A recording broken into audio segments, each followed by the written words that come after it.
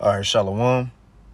First and foremost, I want to give all praises, honor, and glory unto Yahweh, Bahashem, Yahweh Shai, Bahashem, Racha, Quadash, and your double honors unto the apostles and the elders of Great Millstone, and peace and blessings to all you Wakim out there who pushing his word with all truth and sincerity, and as well as to all you believers out there who believe in on the gospel.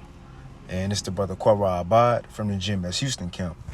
And I want to go into another lesson, and where this one stems from, where I get the inspiration to do this lesson from is that we had class last night, out here in the Houston camp. And the brother Yarok, he was going into his lesson how this walk that we in, which is what? Serving the Lord. How it's not going to be an easy walk. And his point that he was making is that it's a narrow path. Difficulties, man. In other words, it's narrow, meaning what? It's not that much room for error. But nevertheless, as the brother was going into the lesson, how, we chime in, and I kind of chimed in and, used that example that Yahweh Shai gave. You see, when he mentioned how it's easier for a camel to go through the eye of a needle than for a rich man to make it into the kingdom, roughly paraphrasing, and we'll get it here in a few. And my point in bringing that up is because of what? When you go back into that custom or the manner of things that was done in the ancient world, how you had a camel. A camel, can be used just like a SUV today, to carry spices, gold, silver, clothing, whatever it may be, from one place to another, But nevertheless, in ancient Jerusalem, which I got some information on it as well to read about the custom, and we'll get it here in a few. But in ancient, Israel, had certain gates with small doors to it, And in order for the camel to go through there, it'd have to unload all those, again, whatever it may be, products that it had had to unload it, pretty much get on his knees, right? Put his face to the ground, in other words, and try to shimmy his way into that gate, fit into that gate. All right. But the point I brought that up is because that's the same way for us in this truth. You see, we came into the world with what? Sins weighing us down, baggage, right? Or as the scriptures would say, burdens. The old man, right? The old thoughts that we used to have of this world, just the way of being, period. Caught up in what Esau, right, taught us and not what the scriptures taught us. But the point is, before we can get through that door, Yahweh shot a door, or that gate to the kingdom of heaven, or in other words, before we can get into that chariot, the chariot being what? The needle gate for the actual camel back then. Because just like it's hard to get in that needle gate, it's hard to get in that chariot. It ain't for everybody. But the point is, only those who are willing to let these burdens go, let this world go, let that old man go and repent. You see? Even like the camel had to humble himself, right? And get on the ground before he can go into that gate. Well, that's the process we going through right now, So I want to use that, let's hop into it. I want to use that example of the camel going through the needle gate, and how we just have to trim our ways from this world and put on what the mindset of the elect, put on the way that Yahweh Shai, Yahweh Bashim, Yahweh Shai wants us to walk in order for us to get through that door or that gate. And after making that, that statement at the class, the Elder Tazapah, he pretty much, recommended for me to go ahead and, do this lesson, to get it in. So we'll get it started. Lord willing, this lesson do be edifying. I get straight to the point with it. But let's start right here. Let's pull a precept that the brother started with last night, and we'll get into it. Lord willing, this lesson be edifying. But this is Matthew chapter 7. This is Yahweh Shai speaking. In verse 13. It says, "Enter ye in at the straight gate, for wide is the gate, and broad is the way that leadeth to destruction, and many there be which go in thereat." And what's the broad way? This current society that we live in, there, you can do what you want. It's no rules, right? It's no standards. You know, it's nothing for these people to live by. So in other words, everybody going the same way, but nobody going the will of the Lord. So that's why Yahweh Shai said, because straight is the gate and narrow is the way which leadeth unto life, and few there be that find it. Out of all these people in this world, out of the many things you could be doing to get caught up in, the distractions, especially if you're in America, hey, it's a great hole. This place more bust open and wide, right, than any other place. But only few in this world gonna find this truth and turn back and rather walk that narrow path. It brings to mind Moses. How back in Egypt, that was the broad way. He had everything. Do whatever he could, do whatever he want. But he turned back and rather go that narrow path, suffering with his people, because he understand the latter end of that narrow gonna be even broader than what this world can give us. You see? Now I'm going to this word straight real quick in a blue letter. It's S-T-R-A-I-T. Right? It says straight, meaning narrow. Oh, so like, let me read the word. It's G4728, stenos. Right, stenos. It says narrow, so a narrow path. It says from obstacles standing close about. Narrow or straight. Well, let's go into that word narrow and let's see what it means. So this is on the etymology online dictionary.com. It says narrow, Middle English, from Old English, Niru. It says of little width, not wide or broad, constricted, limited. Even us in this world, yeah, we can do what we want, but we limited to this world. For example, just a quick example, if a woman come up to you, you know, or y'all talking or whatever, right, and you say, well, you know, you got a man, and she hits you with the, oh, I'm talking to somebody. Now, although we got the ability to still say, oh, that's cool, you know, you ain't, you know, together is all good, still get the number. But even us living by the standard of the scriptures, right, the will of Yahweh Shai, although we can do certain things in this world, the point I'm making, still we live by a code. That's what make it even more difficult for us being in this world. We living by a literal heavenly code, being in this corner world full of wickedness. That make our life even that much more harder. But again, remember that camel though, and we're gonna get that in a few. That camel, it wasn't just easy for him to get through that. He had to let go of a lot of stuff before he can get to the other side. That's the same thing for us. Just like not Yahweh Shai, but Apostle Paul. How flesh and blood cannot inherit the kingdom. This old man, right? These bodies that we in cannot go to the other side. So we gotta lay that off now, man. But let's get back to it. It says limited, causing difficulty, oppressive, strict, severe. Right? So that's that word narrow. And that's the path we on. Now, before we get into matter of fact, let's read this real quick, because I want to get this information on the camel going through the needle gate. But let's actually bring out the precept. So this is because I know it got one in Matthew and it got one in John as well. I mean, I think Mark. But let's go to the one in Matthew. So this is Matthew 19. I'm going to start up a little bit to give us some context. It's the point in verse 24, but I'm going to start up at 20. So this Matthew 19 and 20. It says, I'm going to start up a little bit.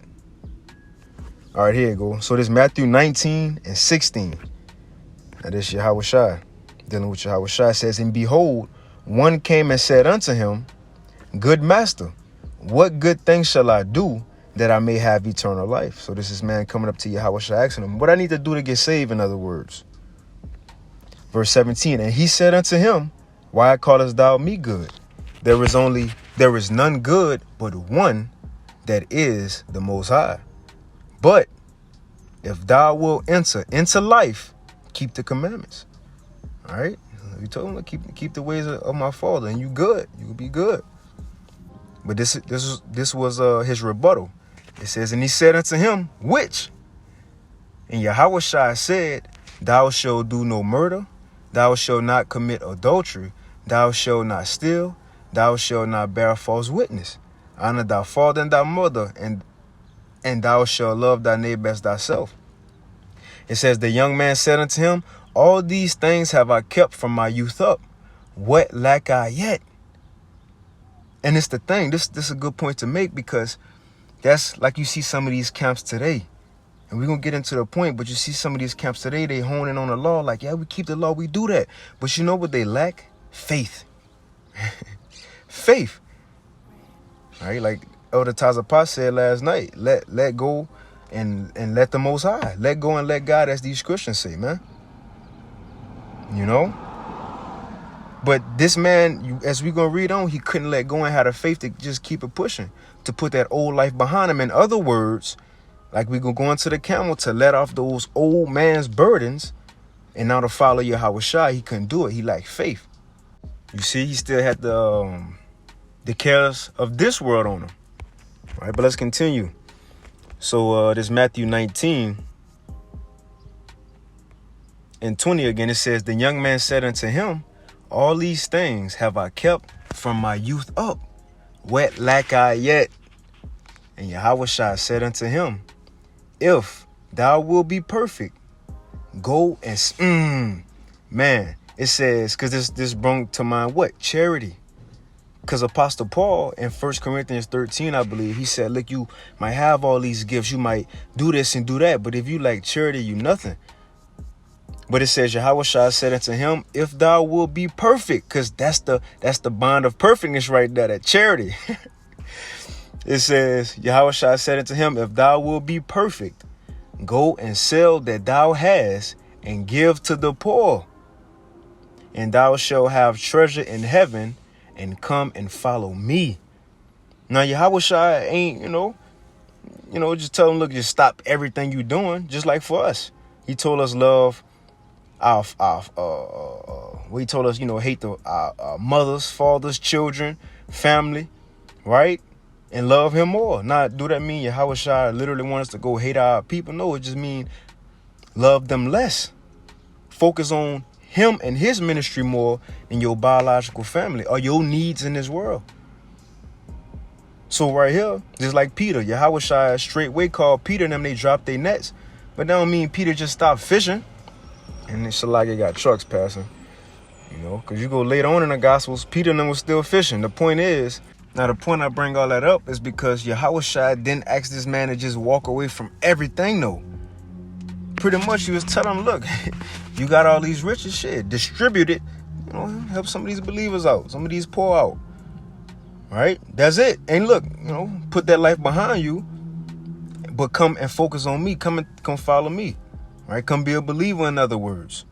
Because now, and we better understand, because look, some of us still work at the same jobs we had, maybe coming into the truth, We ain't just have to put away everything. But now, of course, what our focus is, as the scriptures say, our eye is single on his ministry now. Where he couldn't even do that, which shows a lack of faith. But let's continue. This is why Yahushua gonna make that statement. So it says, let's see where we at. And he said, what lack I yet? And Yahushua said unto him, if thou wilt be perfect, go and sell that thou hast and give to the poor, and thou shalt have treasure in heaven. Just like it said, I believe that's in, Paul wrote it in Peter, if I'm not mistaken, somewhere in the end of the scriptures, one of the letters of Paul. But he said, those that be rich in this world, go distribute it to the body. Help out the body. And you're going to have treasure in heaven. It says, and come and follow me, be a part of this thing. But watch this man's response. But when the young man heard that saying, he went away sorrowful, for he had great possessions. So that's like a camel want to go through the eye of a needle, through that gate, but don't want to unload those things it's carrying. But still trying to follow Yahushua, man. Well, this man, he wouldn't be able to get in that gate. And that's why Yahushua go say, then said Yahushua unto his disciples, verily I say unto you, that a rich man shall hardly enter into the kingdom of heaven. And again I say unto you, it is easier for a camel to go through the eye of a needle than for a rich man to enter into the kingdom of the Most High. Now, again, in this modern age, we would consider that to be an actual, the eye of a needle, which you put the thread through. And think, it's impossible for somebody to be rich. No, you had, people who had a status. Matthew, he was on a level. His house had to be big. I remember in one, I think it's in Matthew, it said how Yahushua and like many disciples came to eat at Matthew's crib. He had a big crib. Right? Joseph of Arimathea, he had to have some type of money just to go up to Pilate and ask for the Bible. I mean, ask for the body, which, that body is the Bible, the volume of the book.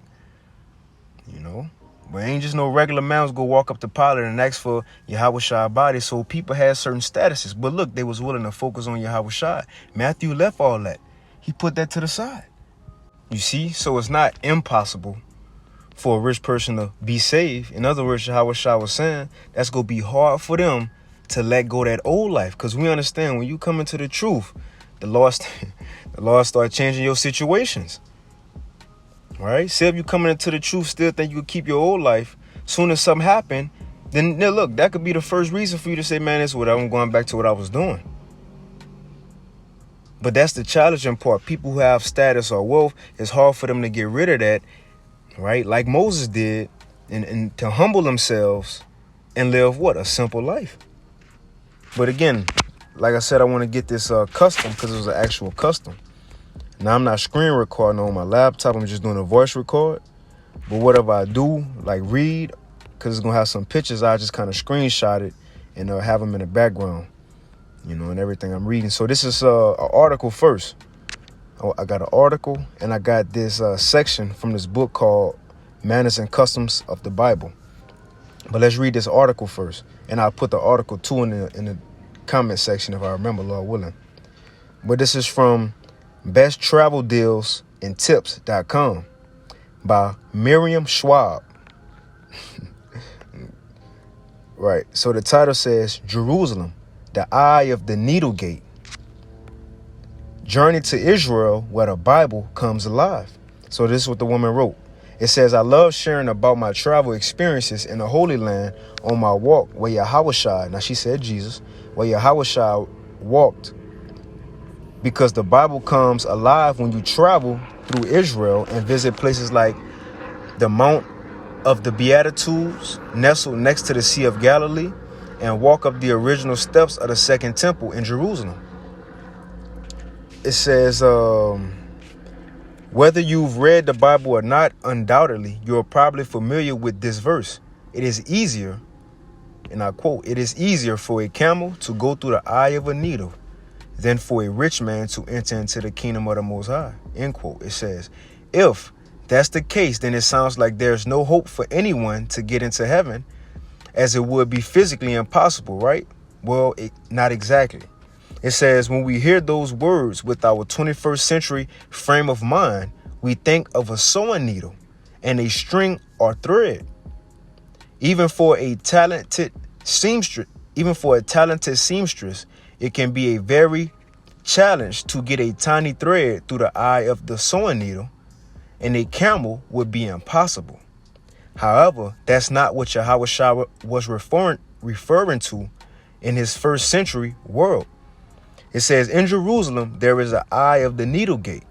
The large green gate in the photo above that is located behind my friends, Roger and Linda, is a larger gate door that will be closed at night.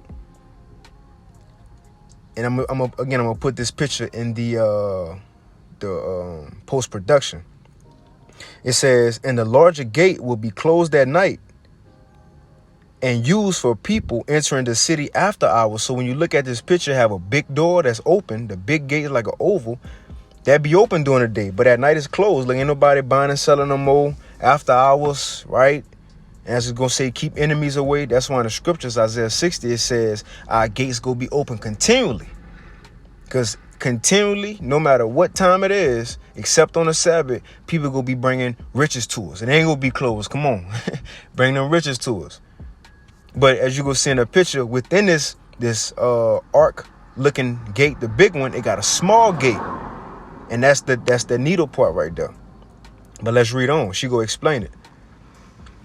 It says the eye of the needle mentioned in the book of Matthew was one of several gates that provided passage through the city of Jerusalem's massive walls. The needle gate was used when the city's main gates were closed at night and used for people entering the city after hours. It was designed for security reasons so that enemies could not simply ride into the city on their camels and attack. It says the gate was so small that a man would have to unload his camel of all that it was carrying and then carefully lead his camel through this small gate. I jump down. It says the photo above, now it's another photo, I'll put this one in there too. The photo above of a similar gate in Nazareth illustrates the eye of the needle gate quite well. You can see that a camel could not pass through the gate unless it first had all its baggage removed. Check this out, it says, and then stooped to get through the gate. So not just have everything take off him. Now, after that happened, he had to get low, get on the ground. In other words, that's, spiritually a way of humbling yourself. The ground got the dust and what we did in ancient Israel, rend our garments, drop to the ground, cast dust on our heads. That's a sign of what? Mourning, humility. And again, we're using this camel for our walk on what we're going through. Before we can get on that chariot, get through Yahushua, right? Or get to Yahushua through that chariot. The chariot open up, the beam at the bottom, right? That's the needle. That's the new needle gate. It's hard to get there, but we have to trim first. Let go of whatever we're going through. It is what it is. As the scriptures say, let the Lord handle these burdens, man. Just as the rider on that camel will handle the burdens, for the camel. But let's continue. Yeah, so let's go to this. Matter of fact, let's get a precept, and then I go to the Bible manners and customs. Real quick, this 2nd Ezra chapter 7. And after I get this, I hit that Bible manners and customs, an excerpt from there. And we'll get a few more precepts and pretty much end it. But this 2nd Ezra 7, now the angel right here, he was given similar tools to Esdras on how to look at the kingdom or the path to the kingdom of heaven, man.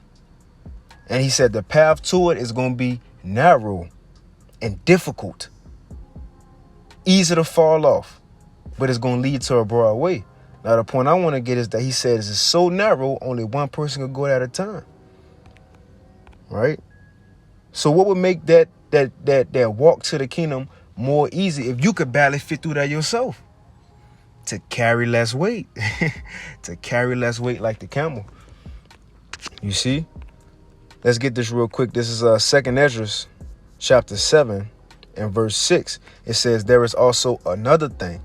A city is builded and set upon a broad field full of all good things. That's the kingdom. The entrance thereof is narrow. Now, it's fun when you get there, but it's hard to get there. Even today, NBA players who make it, you ask them, well, how was your journey to where you at today? Oh, it wasn't easy, Had to wake up and single mother and, they had a hard life, in other words, before they got to that easy life. So how much more for us? So it says, the entrance thereof is narrow and is set in a dangerous place to fall.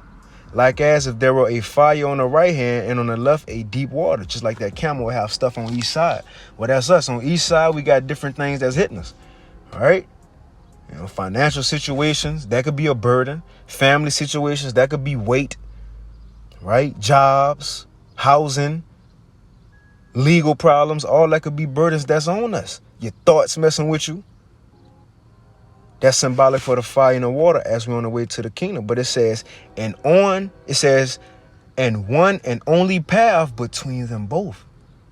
Even between the fire and the water, just the point, so small that there could but one man go there at once.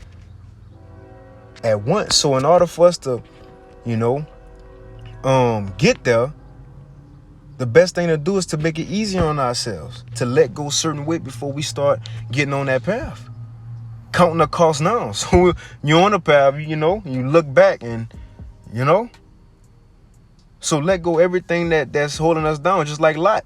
She was on the path. Think about that. She was almost about to be escaped from destruction. She was taken out the city.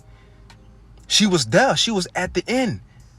Just like we at the end, but she was at the end. All she had to do was not look back. Guess what she did? Remember Lot's wife. She looked back. You know? She didn't let go.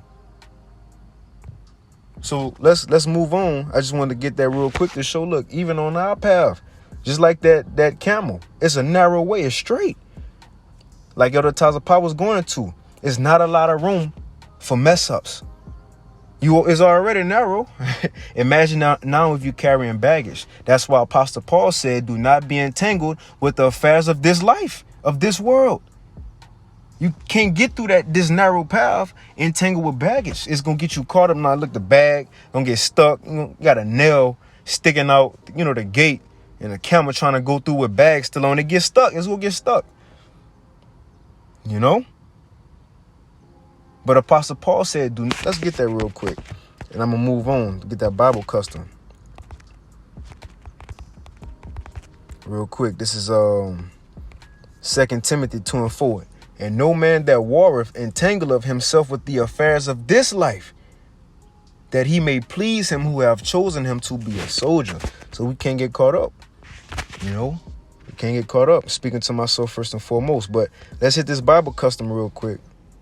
And I'm going to put this to the picture in the video. So this is custom 681. It's called the needle's eye. Right, I'm going to get straight to the point. It says, some writers, however, think that there is, and when y'all look at it, I'm skipping paragraph 1, and I'm jumping to the second paragraph because I'm a little short on time.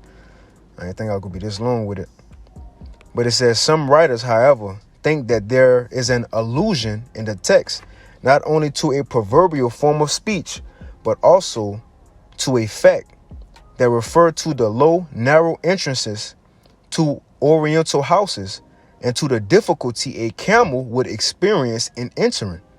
Though even a camel might enter if he would take off his load and kneel down, which may be considered a hint to a rich man who would enter into the kingdom of heaven. A recent English writer says, in oriental cities, there are in the large gates, small and very low apertures, just like we read in that article earlier. It says called metaphorically needles, needle eyes, just as we talk of certain windows as bull's eyes. It says these entrances are too narrow for a camel to pass through them in the ordinary manner or even loaded. When a laden camel has to pass through one of these entrances, it kneels down, its load is removed, and then it shuffles through on its knees, in a begging posture, man, on his knees. It says, on his knees, yesterday, writes Lady Duff Gordon from Cairo, I saw a camel go through the eye of a needle, namely the low arched door of an enclosure. He must kneel and bow his head to creep through, and thus the rich man must humble himself, you see? So again, but looking at it from the context or the point of this lesson is that we looking at that baggage that camel had, it's things we currently are enduring now, or that old man. But let's get this in Colossians 1 real quick, and we're going to read this in the NLT, and we're going to kind of move a little quicker. This Colossians 1, and I'm going to start at, not Colossians 1, Colossians 3. All right, so this Colossians 3 and 1. I'm going to read it in the NLT. It says, since you have been raised to new life with Mashiach, set your sights on the realities of heaven. So seeing we have removed and continuing to remove that old man and the cares of this world, we focus on better things, man. What's to come? It says where Mashiach sits in a place of honor at the Most High's right hand. Think about the things of heaven, not the things of earth. For you died to this life, right? We dead to what happened before we came into the truth. We dead to even certain mistakes we mess up, right? And look, we looking forward, as Paul said in Philippians 3. No more want to live how we lived before this truth, man. So it says, and your real life is hidden with Mashiach in the Most High. Verse 5. So put to death the sinful earthly things lurking within you. Because at times that old man try to creep up at times. You know?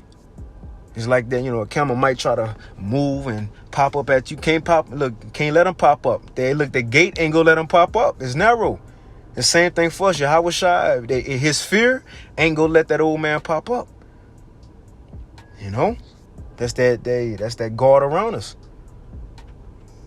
But it says, have nothing to do with sexual immorality, impurity, lust, evil desires. The same thing that was said that you wasn't going to enter the kingdom for. So in order to get through, the gates on that chariot, which you ain't got no gates spiritually speaking, these things have to be removed. It says, don't be greedy, for a greedy person is an idolater, worshiping the things of this world. Because of these sins, the anger of the Most High is coming. You used to do these things when your life was still a part of this world. But now is the time to get rid, just like that camel. But now is the time to get rid of anger, rage, malicious behavior, slander, or dirty language, which is not speaking His truth. It says, don't lie to each other, for you have stripped off, just like that camel, strip off. For you have stripped off your old sinful nature and all its wicked deeds in order to get through that gate. It says, and put on your new nature and be renewed as you learn to know your creator and become like him, man. And that's what Ephesians 4 said. We learn to become like Yahweh Shai, measuring up to his stature. But before that happens, we got to put off, and it ain't just physical acts. Let's get this real quick. It ain't just physical acts that we got to put off. It's the mindset. The mindset that these people got in the world, worry about their jobs, you see, the celebrities and gossip news. We don't care about that. The Lord said, let all that go before we get through that gate, man. Or before we can get through that gate. Let's read it real quick. But it's 2 Ezra 14 and 13. It says, now therefore set thine house in order. That's ourselves first and foremost. And then we have wife and children.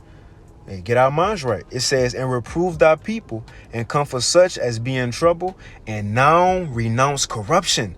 Now it's time to put off all these old ways. Because look, the end is here. Ain't the end is near no more. No, it's here.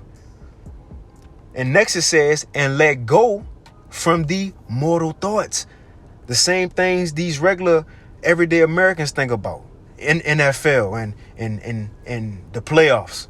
And the Nuggets, who is going to be the Nuggets and the Heat, or you think it's the Nuggets and the Celtics? You think the Celtics come back? Come on, man, nobody care. We let that go. We focus on better things. In order for us to get up there in that marriage supper with Yahweh Shai, we can't have nothing of this world on us. Not this flesh, not these same thoughts, not nothing go beyond us. All of it got to be released before we enter into that gate of the chariot. So it says, let go, 2 Ezra 14 and 14, let go from the mortal thoughts. Cast away the burdens of man, that weight, dead weight, and put off now the weak nature. So now you can move more fluid through this path. It's already difficult, right? There's already a lack of room for errors being made since it is narrow and straight. So all these things being let go of us now. Because look, when Jacob's trouble kicked in, all that's going to backfire on these people. They're going to be worrying how to get by and this and that. We're going to be focused on the Lord and divine interventions and miracles that's going to be coming, man. Comforted. Because we let it go now. And I wind it down. It says, and set aside the thoughts that are most heavy unto thee, and haste thee to flee from these times. So the things you may be worried about, how you're going to get out of a situation, your children sick, or you don't know how you're going to pay your next bill. Look, the Lord going to work it out. That's something you have to, we put aside, spiritually being those camels. Put that aside. Look, let the Lord. Well, let's get this another precept real quick. The Lord said, look, let him handle it. This Psalms 55. Psalms 55 and 22. I'm going to read the Amplified Bible version. It says, cast your burdens on Yahweh, Ba'ashim Yahweh Shai. Release it, and he will sustain and uphold you. Let it go. And once we let that go, now who gonna be helping us? The Lord. It says he will never allow the righteous to be shaken, slip, fall, or fail. In other words, he ain't gonna allow us as those spiritual camels to be caught up and get caught up in the gate. Slip, fall, or fail, man. Because we relied on him. We put all this to the side and wholly relied on him. And that's what he's looking for. That's what he's looking for, man. You know? Let's get this. And I'm going to wind it down here in a few, though. Let me snag this real quick. This Matthew 11 and verse 28. This Yahushua. He says, come unto me, all ye that labor and are heavy laden, are heavily weighed down by what? Again, it's thoughts, the stresses of this world, right? Shit, work, your job. Think about it. We got 2 jobs. We doing the work of the Lord, and we gotta still get by in this life. That's 2 jobs, full-time jobs. Heavy laden. Yahushua said, look, if you got a lot weighing you down, come to me. Why? It says, come unto me, all ye that labor and are heavy laden, and I will give you rest. Take my yoke upon you and learn of me, for I am meek and lowly in heart, and ye shall find rest unto your souls. For my yoke is easy and my burden is light. So going through this gate, we ain't, getting claustrophobic and worrying and nervous because your right ankle getting caught. Animals could trip out sometime. No, why? Us going through this gate compared to the world going through this gate, we got comfort. We know Yahweh, we believe Yahushua / know he with us, man. That's that Isaiah 33:6. Right? The wisdom and knowledge gonna be the stability of our time. So going through this narrow path, we comforted because we cast our burdens on Yahushua. Now he's leading us and carrying us in that, man. And what that's gonna lead to us, let me get this real quick. And I'm gonna end it on this. That went way longer than I wanted to, but I'm gonna end it on this. Because once the Lord willing, we're at a number, once we get saved, the Lord gonna say what? Because they put away that carnal, that dead weight. Now I'm gonna, let's read it real quick. This 2 Ezra 2. And this one need let get saved. It says, verse 4, to take that number of Zion and shut up those that are clothed in white, which have fulfilled the law of the Lord. I'm going to jump down.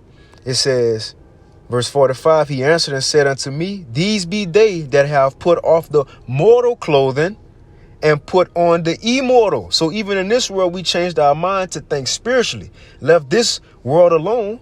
And because of that, when Yahushua come, we going to shed these bodies, leave this world here, and our spirits going to go into new bodies and be changed, man. And that's when we're going to finally be through the gate, in the chariot, on the other side, where the grass is far more greener and real. You see? So it says they have put off the mortal clothing, the burdens, this body, weighed down in sin. It says, and put on the immortal, the new bodies, and have confessed the name of the Most High, and all they crown with palms, man. So that's the actual change. We gonna be changed physically because of us changing right now in the spirit, man, and separating right now in the spirit. So we hope to be separated physically when them chariots come and when those missiles come, man, and be beamed up. You see, but I'm gonna end it right there. I went longer than I wanted to, but Lord willing, most importantly, this lesson was edifying, And I want to give all praise and glory to Yahweh, Ba'ashim Yahushai, Ba'ashim Chakwadash, double honors unto the apostles and the elders of Great Millstone, and peace and blessings to all you Wakim out there who pushing this word with all truth and sincerity, and as well as to all you believers out there who believe in on the gospel. And man, we almost out of here. We ain't got that much longer. We're on a narrow path, but it's almost to the end. You see? But hey, with that, keep fighting and keep pushing. And with that, shalom.